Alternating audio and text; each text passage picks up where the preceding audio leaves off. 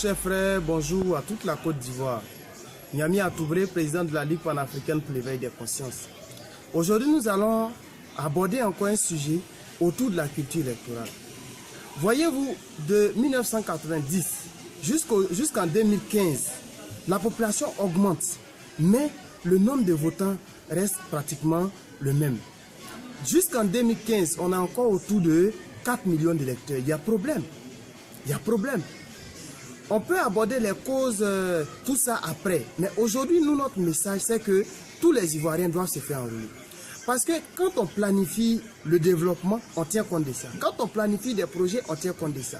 On allait jusqu'à boycotter le recensement général de l'habitat, mais c'est une erreur grave.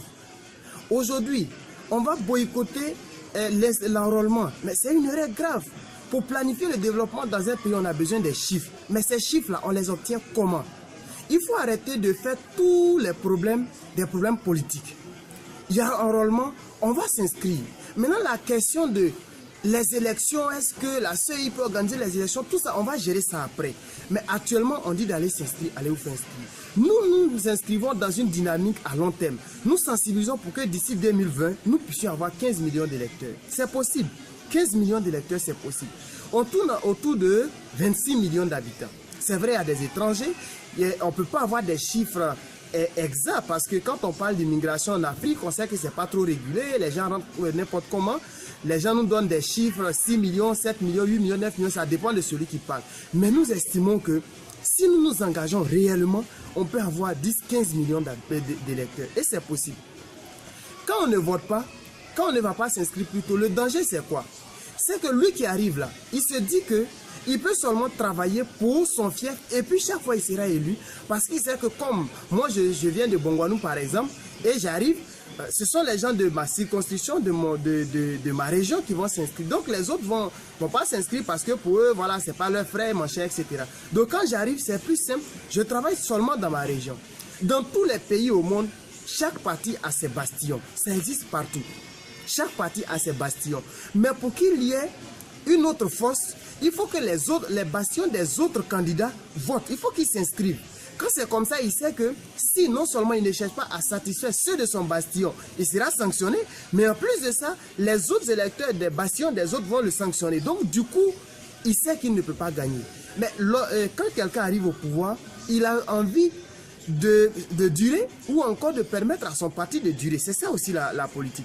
Donc pour qu'il y ait équilibre, pour obliger les dirigeants à travailler pour tout le monde, il faut s'inscrire. Il faut s'inscrire, c'est important. À partir de 18, tu es jeune, tu as 18 ans et plus, prends tes pièces, va t'inscrire. Attestation d'identité, ça passe. Carte nationale d'identité, ça passe. Certificat de nationalité, ça passe. Faisons quelque chose, faisons très attention, ne tombons pas dans l'erreur. Aujourd'hui, il y a des arguments qui commencent à circuler pour dire si on boycotte l'enrôlement aujourd'hui, en 2020, il y aura d'autres enrôlements. Et si en 2020, il n'y a pas eu d'autres enrôlements, vous allez vous plaindre où? Vous allez vous plaindre où? Et puis quand on est en politique, tout est possible. Tout est possible. Vous pouvez boycotter l'enrôlement. Et puis bon, le pouvoir en place, c'est que les gens ont boycotté l'enrôlement. Et puis avant 2020, là, on accepte et puis bon, on fait la réforme de la CEI. Et puis, on dit, bon, on a déjà fait le recensement. Donc, vous faites quoi en ce moment? Vous dites, la CEI n'est pas crédible. On a fini de réformer la CEI. Et puis, on ne fait plus enrôlement parce qu'on s'est dit, il n'y a pas l'argent, on a déjà fait. Vous faites comment? Vous n'allez pas voter. C'est pourquoi le message, il est clair. Faites-vous enrôler aujourd'hui et décidez demain si vous allez voter ou si vous n'allez pas voter. Faites-vous enrôler chaque fois qu'il y aura ces opérations pour que d'ici 2020, la population compte dans la vie politique. Si la démocratie, c'est le pouvoir du peuple, cette démocratie s'affirme mieux que lorsque le peuple se sent impliqué, lorsque le peuple s'implique dans le processus électoral. Allez-y vous faire inscrire. C'est ça le message de DPA et la LIPEC.